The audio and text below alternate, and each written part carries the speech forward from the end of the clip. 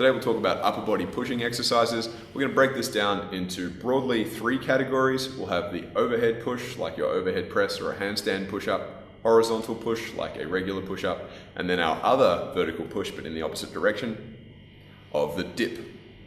We'll also just give a brief note on some pretty cool, more advanced stuff that you might be tempted to play with once you've built a base with these movements. This will include handstand variation and planche training. In the world of gymnastics, b-boy, capoeira, anything along those lines, you can learn much deeper training for pushing in these other strange directions. But today's focus is going to be horizontal, vertical, and then the other vertical presses and dips. Okay, now we'll cover the different presses. We have the overhead press, sort of push-up variations, and dip variations, that kind of family of presses. Vertical, horizontal, and then the other vertical. Dan John will call these just press, and for programming purposes you don't want to emphasize them too much. Most people do. You see there, I was just demonstrating what it's like if you're floppy through the core. We want to stay nice and tight through all the supporting muscles so that we're not unstable in our pressing. So your legs, quads, glutes, abs are going to be just as important. Here I'm demonstrating the shoulder angle. Some people will be a bit tight through the shoulder and they'll end up compensating through their back to get it up. It might take some practice. You might need to do some extra mobility work to be able to get into the kind of position I'm demonstrating there. Otherwise, just work with what you got. Again, don't flop. Be tight underneath the bar or the bell. Nice and controlled. Yeah, it'll take some time. You might not be flexible enough to get in the right position. You might find yourself hiking it in some awkward spot. Keep the weights relatively light and just get a feel for it. Work on your flexibility, work on your control. So here we have the press with a kettlebell. Notice that it's across the palm, not like that, not in the fingertips. It's across the palm while I press. To repeat, there's 3 points of contact on the side of my wrist, the heel of my palm and in my thumb webbing, not across the middle like that, or back in the fingertips with my wrist bent back. I lock it in like that, nice and tight, and that gives me a good position to press from. Happy times, closing my fingers around the bell. Beautiful. This is how we press. So I want to maintain a vertical forearm. I'm locking in with my quads, my glutes, and my abs so that I have a stable base to press from. And I'm pressing up overhead. Nice and controlled. I'm quite tight with my lat. I'm not going to lean away, so I'm locked in through my obliques as well. I'm not going to lean back, so I'm locked in with my abs. Everything's stable and it comes straight up. Notice that I'm not allowing it to rotate inwards. I keep the bell on the outside. That means I'm using my rotator cuff. I'm using my external rotator muscles to stabilize well. I'm also not pressing out in front. Not necessarily behind either. We want it straight up overhead. I'm keeping my scapula depressed, using my lat to lock the shoulder in place, rather than elevating up near the ear, which tends to be quite uncomfortable and can lead to some iffy shoulder stuff. I'm locked up through the shoulder, locked up through the lat, so it's very stable. That kettlebell is going to want to move around. It wants to dance and take me for a ride. I have to control the kettlebell so it doesn't control me. I've got quite flexible shoulders, so I'm getting into a lot of flexion at the top there. For a lot of people, you don't need to go that far. I'm avoiding shrugging up towards my shoulders because it's a bit less stable if I do that. Trying to keep my abs on, use all those muscles around the shoulder girdle, including serratus. I don't want the bell to travel sideways away from my body. I'm keeping it close to my center line. Whoa, I don't want to lean away. Getting all of those things right, not twisting. And it's good to get these things right with one arm before we move on to adding in a barbell. Now we're adding in the kneeling press.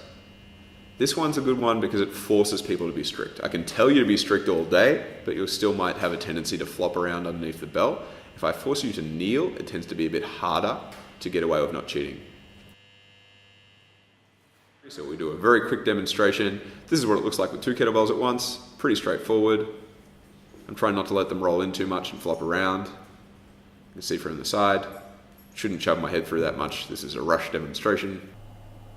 With our two-handed kettlebell press, I want to be extra careful that in getting the bells up, I don't bump my hands together. Got to watch out for my fingers. It's a little bit of a kettlebell clean, which is just like a swing to get it up there. Otherwise, it's the same as the one-handed press. Obviously, with 2, it's a little bit harder to twist over to one side, but there's still a danger of leaning back. To avoid that, we want to keep the abs on tight, back up nice and straight during our press. And very quickly with a barbell as well. We want the elbows to be in front of the bar. If they're behind the bar, it'll shoot forward as I demonstrated. It's very hard to hold a heavy barbell way out in front, so try to keep the elbows at least underneath your hands, if not slightly in front. Planting my feet, everything's nice and rigid. Close to my face. This is key. You're almost going to want to knock the end off your nose. Initially, the temptation is to go around. You'll learn where your nose is after you scrape it once. You actually have to pull the head back out of the way slightly to have a nice straight bar path. I actually exaggerated how far back it needs to be at the top there. That one was more like an old school Olympic press. I'm kind of launching from the belly. This would be an overextended press. That's a good way to make your back sore. There, I corrected. That's what we want. Nice tight back. Watch that you actually lock out at the top and actually lower at the bottom. We don't want just partial presses through the middle range. We also don't want to press out in front and be arching back behind. That's a common thing for people with tight shoulders and poor mobility. And while we're at it, this is a push press, where you drive with the legs and then finish with the arms. That's a little bit more advanced. We can talk more about that another time. Right now, we'll take a slightly longer time to work on the push press. I'm going to be careful to stabilize those bells at the top. I'm using the drive from my legs and it transfers up into the bells. This is the same whether you're doing your push press with kettlebells, boom, or if you do a variation with a barbell. We have high elbows, a tight belly, and that transfers the power from us driving with our knees up into the hands. The elbows can be a little bit higher than they might be for a regular press for this one, in order to keep the weight back. If we drop them too far, or if we let the bum shift back, the weight will fly forward. Instead of going up into the bar, the force from our drive will just travel out of the way. Now moving on to the push-up, we see our horizontal pushing motion. This begins with elevation and depression. We're just learning how to move your scapula a little bit. Elevation and depression. This is protraction and retraction. It's handy to know these different movements before we get started on the push-up. That's elevation and depression again, this time with the hands overhead. Protraction and retraction again. Look from the side. Protraction, retraction. Also, take a note of my torso position, starting with the pelvis. If I have a posterior tilt like so, I'm going to be locked into position, my abs will be working hard. You saw the anterior tilt there. If I poke my bum out, I'll lose the tightness in my abs, and then we won't get the transmission of force from the arms through the rest of the body quite as well as we want to. Have a look now. Before we get started, external rotation. This is a key factor. If we have internally rotated shoulders, we're not going to use our lats as well. We're not going to stabilize as well for our scapula. We want to externally rotate through the glenohumeral joint, and that will help line everything up for a nice stable push-up. We're maintaining that external rotation while we practice scap push-ups. We're not elevating, maintaining depression, and just protracting and retracting. Once you've got that, we can add in the elbows as well. That external rotation is really important for the push-up. We want to do a little bit of prehab rather than have to wait until you're injured and rehab. Here we have, in the absence of a bench, a regular push-up. And these are more challenging than people realize. You want your quads to touch the ground and your chest to touch the ground at the bottom. That's the push-up. Moving on to some other harder variations. One useful tip is don't poke your bum up in the air. We want to keep our tail tucked under, not sagging, but just in line with a nice straight body for our regular push-up. If we want to make it more challenging, we can shift the weight further towards the hands and further away from the feet. And that's called a Psuedo-Planche push-up. That's a more challenging variation. Alright, now let's move on to some horizontal pushing. We externally rotate, same as we did in our push-up, for our dip. If we have our elbows flared out, we'd be internally rotated, and that's not the best position for our shoulders to push from. Not that it's the worst either, but it's not where we want to start, because it's actually much harder. Notice that I have quite flexible shoulders. I'm externally rotating, so I point my elbows back. I'm lowering down quite a lot. When you start off, you might find that range is a bit much, especially if you have tight pecs, so you might just use a partial range. But we don't really want to leave out the top of the movement. Ideally, we'd work as low as you can without injuring your shoulder, and then all the way back up to the top. Here I am demonstrating on the rings. Initially, we want to externally rotate, so we're going to face the palms forward. We don't want to internally rotate or face the palms back. Notice I'm actually almost facing that left palm back at the bottom. That's because I have some pretty tired shoulders by this stage in the demonstration. I showed 2 different leg positions at the bottom of the last dip. Both of those are acceptable. I don't really care if your feet are in front or behind. Whew, it's getting hot. Whole lot of demonstrating on this day. Alright, having a look from the side, turning the rings out. I'm not protracting or elevating. I'm keeping my scaps depressed and retracted, so the shoulders are down and back. I control down, and then when I get to the top, I turn the rings out. And that's the ring dip. Not protracted, retracted. Alright. I'm going to depress my scaps, same again. Not protracted, retracted, and depressed, so away from my ears. Now the difference here, with our incline dumbbell bench as opposed to our push-up, is that I don't want to protract at the top. I'm trying to avoid that protraction. I'm also not just pumping through the mid-range like a bodybuilder. We actually want a little stretch at the bottom, and we want to completely lock out at the top, working for a full range of motion.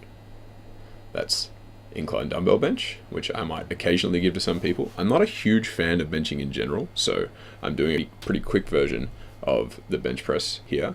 I'll note also that your scaps can't really move when you're locked into the bench, so I'm not a huge fan of that. It doesn't really teach you how to stabilize your scaps very well. So I've locked up here with my quads, my glutes, my abs, all very tight.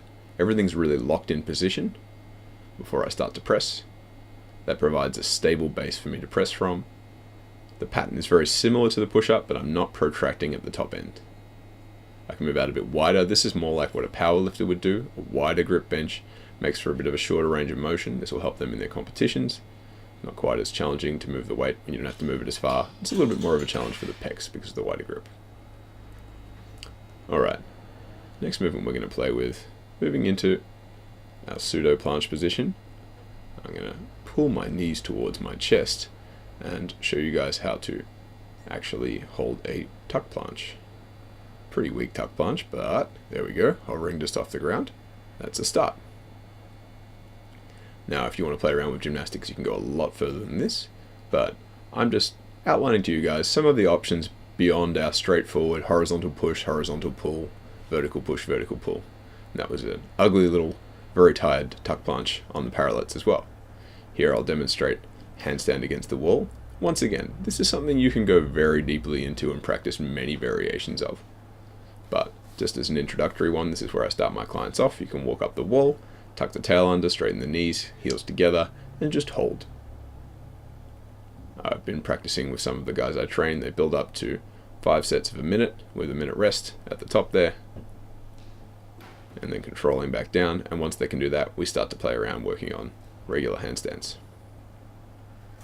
Alrighty, now in my exhausted state, to cap off the pressing video, I'll show you a press that involves a few different planes, starting with an L-sit. We're going to move into shoulder stand. I'll straddle up, and I'm going to attempt a mighty freestanding handstand push-up. No, a bit cooked. Sorry guys, that's all we're going to do today.